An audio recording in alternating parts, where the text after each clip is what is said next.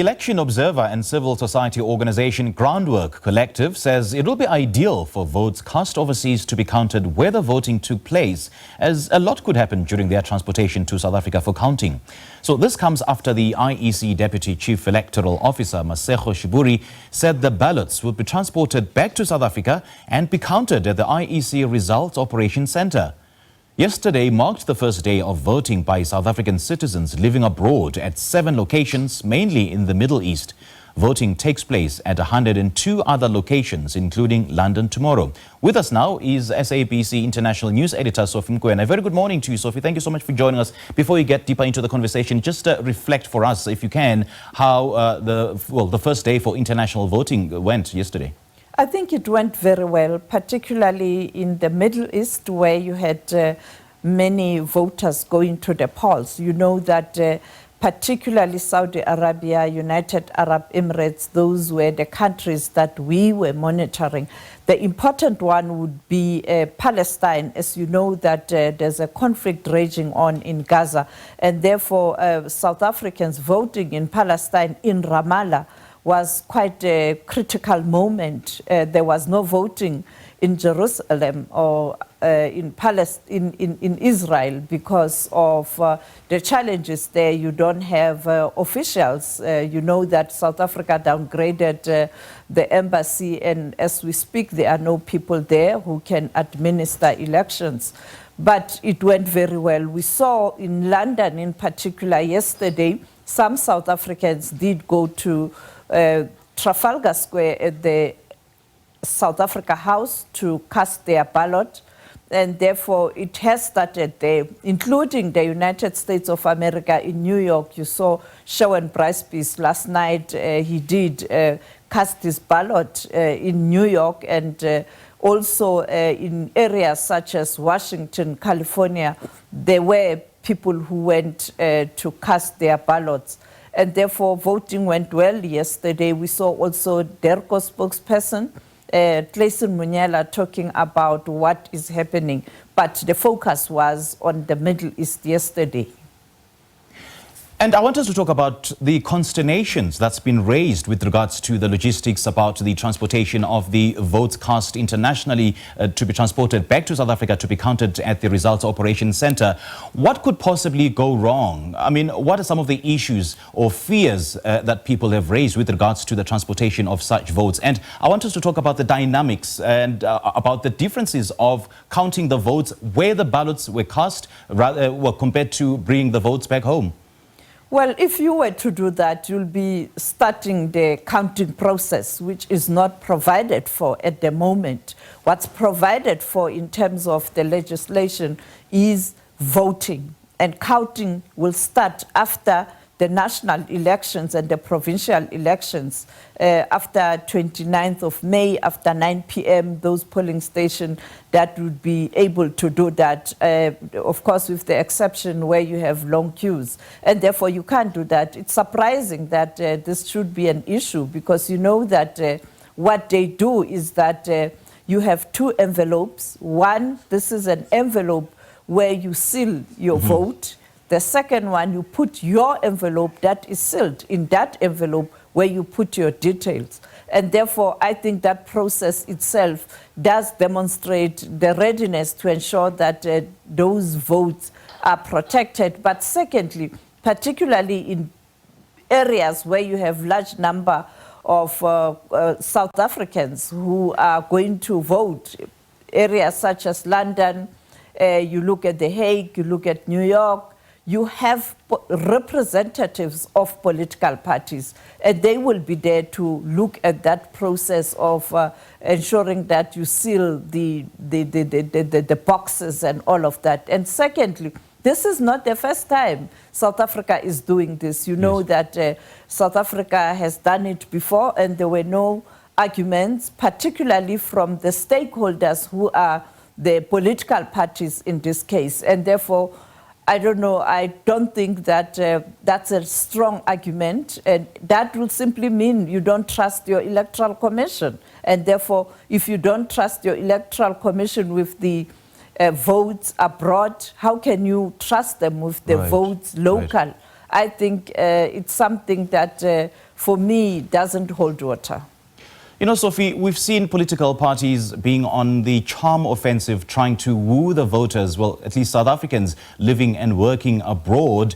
And the argument or the assumption is that those South Africans who are living and working abroad left South Africa to escape some of the ills that South Africa is facing on a daily basis. Let's talk about some of the issues that they have to grapple with, the South Africans that are living there. When you look at this group, most of them are young people with skills who have gone out to get opportunities in terms of work. Others are there to study. Others are there to sharpen their skills. And therefore, these are people who can really understand what does it entail to be a voter, the privileges or the rights that you have. And therefore, when we spoke to some of them, particularly in Hong Kong, our colleague there spoke to some of them. They will be voting today. They pointed out that much as they are outside the country, they follow the deliberations, they follow what's happening in the country. You know that with technology, you have, for example, SABC News channel on app, and you can watch the news wherever you are around the world. And therefore, they know exactly what's happening home. They have families, and therefore, the concerns that their families, their friends have in South Africa, they will share the same concerns. But secondly, them being outside the country, they know too well that to go abroad, there are processes that must unfold, and therefore they would like to see those processes be better managed, the issues of issuing of visa for traveling, for doing business. And therefore, what I like about this group is that these are people who are fully aware what's happening in South Africa, not only in South Africa, in their region, that is the African continent and the world in general. And when you listen to them, you can see that they know exactly what's at stake with this election. And you'll see during the day on social media, they are quite active from different parts of the world. They have already started engaging in terms of where they will be daily. And we were able to even get some videos from them. You can see there's excitement, particularly a group in London that will be converging at Trafalgar Square, where you have the office there where they will be casting their ballots. You can see that there's excitement. That is why even yesterday, many of them already went there, particularly those ones who are outside London, traveling from afar, as far as Scotland, coming to London to cast the ballot. And therefore, you can see that there's excitement. We will be crossing to Hong Kong, will be crossing to Moscow, will be crossing to London, will be crossing to the United States of America, Nigeria, Uganda, Ghana, just to bring you a feel of what's happening generally. You'll get a sense that South Africans are really looking forward to participate in this election, even though it's just for national elections. And that's where the main gripe is in terms of the central government, what the central government is doing. Just a quick one, Sophie, before I let you go. What's the significance of the international vote, well, at least for South African parties? Because my understanding is that 40,000 votes translate to only one seat in Parliament. And considering that the eligible voters that have been recorded by the IEC are in the region of 76,000 expats or those living abroad. So is it worth political parties lavishing so much resources in terms of augmenting their presence internationally just to woo the South African voters there? Every vote counts, and therefore these votes can assist a political party or an independent candidate to get a seat in Parliament.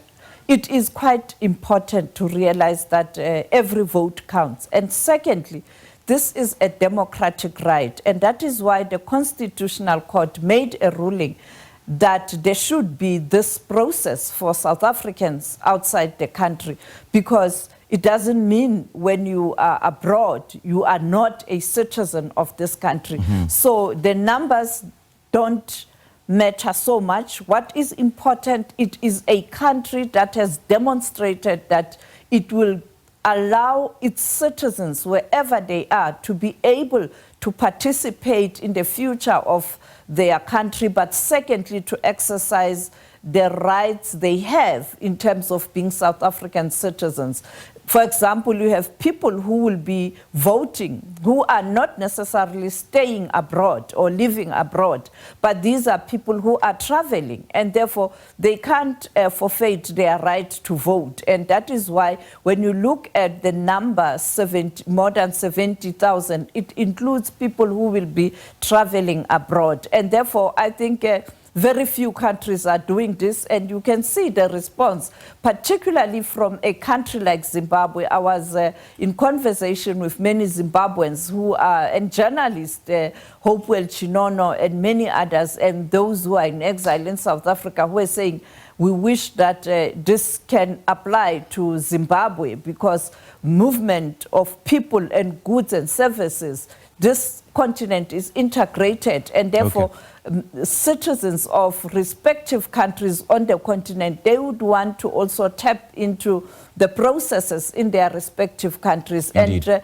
South Africans are very, very fortunate, because the Constitutional Court did rule that this must be done, and therefore South Africans cannot forfeit their right to vote. And therefore, I think an example, because you have many developed countries doing this, but also on the continent, countries such as Kenya and the others are doing it, but very, very few. Okay, Sophie, you're out of time, unfortunately, but thank you so much for sharing your update and your reflections on day one of international voting.